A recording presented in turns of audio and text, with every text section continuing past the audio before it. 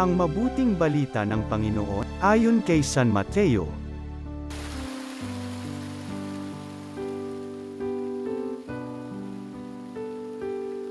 Noong panahong yun, sinabi ni Jesus, "Lumapit kayo sa akin, kayong lahat na napapagod at nabibigatan sa inyong pasanin, at kayo'y pagpapahingahin ko.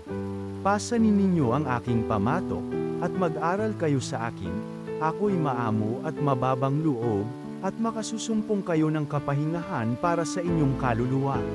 Sapagkat maginhawang dalhin ang aking pamatok, at magaan ang paaning ibibigay ko sa inyo." Ang mabuting balita ng Panginoon.